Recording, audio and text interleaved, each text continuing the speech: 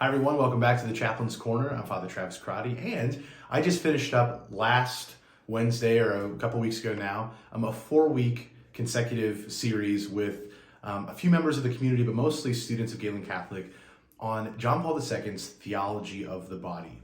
Maybe you've heard of it, maybe you've never heard of it before.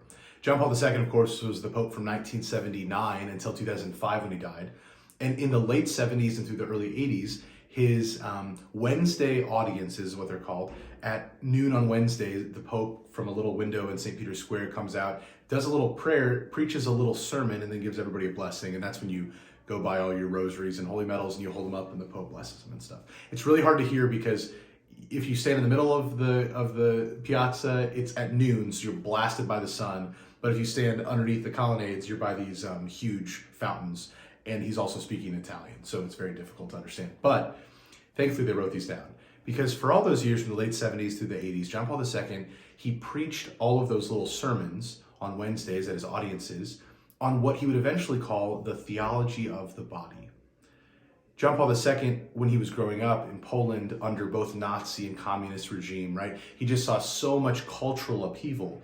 But as a young priest and then as a bishop in Poland, he saw that so much of the cultural upheaval wasn't just about the world, it wasn't just about different countries fighting, it was really about a misunderstanding of anthropology. Not about kind of like archaeology and people like that, but like who we are as men and women, a real understanding of who we are as men and women. So he starts this project of theology of the body, and now it's bound in a big book that looks like a big Bible. And he proposes the question of anthropology. Who are we as men and women? And he says, well, when Jesus is questioned about divorce and about our sexuality in the Gospels, he says we must go back to the beginning, Genesis. So he starts with Genesis and he says that we are created as men and women in God's image and likeness. But after Genesis says that man and women are created in his image and likeness, humanity created in image and likeness, it says that man and woman, he created them. So John Paul II makes this beautiful kind of realization and teaching for the church that to be made in God's image and likeness is to be made as man and woman, right? So our human sexuality, being man and woman, that is how we image God. Our capacity to be co-creators with God. And the most full way that we realize that complementarity of the sexes is the sacrament of marriage, right? That's a natural reality, but Jesus elevated to a sacrament. But if John Paul II, when he was writing this, and when he was thinking about this in the 60s, 70s, and 80s, if he saw an issue with anthropology, our understanding as men and women, our understanding of human sexuality, then how much more now? So John Paul II tried to offer a remedy and an antidote to a culture that was really suffering. A culture, what he would eventually call the culture of death, right? A culture that has abortion, a culture that has euthanasia, a culture that has physician-assisted suicide, a culture that has so much death, that has come out of multiple world wars, so much death. And he said we didn't have this culture of life. Well, part of that culture of life is understanding who are we created in God's image and likeness as man and woman. He employs some of the language of his predecessor, St. Paul VI, who in a document called Humanae Vitae in 1968 explained in a really beautifully succinct way what married love is. He said it's a free, full, faithful, fruitful gift. And John Paul II would bring in that it's a mutual self-gift, because the opposite of love is use. So instead of loving someone, which is a free gift of yourself, you try to use someone, and you don't make a free, full, faithful, fruitful gift. So we're made to love people and use things. When we start using people and loving things, that's when things get messed up, and that's really what sin is. But what's beautiful about this teaching of John Paul II, of St. Paul VI, that really goes back to St. Augustine, and then it goes all the way back to Jesus himself, is that God has created us as man and woman to be mirrors in this world of his love. Jesus fulfills that by showing himself as the bridegroom for us, the church, his bride.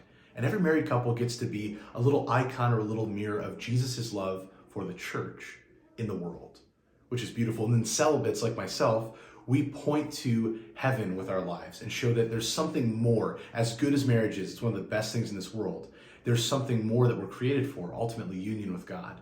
So we sacrifice the beautiful good of marriage, right? We don't just get married because we couldn't get a date. We choose not to get married to be like Jesus, to point that there's something more that we're living for, right?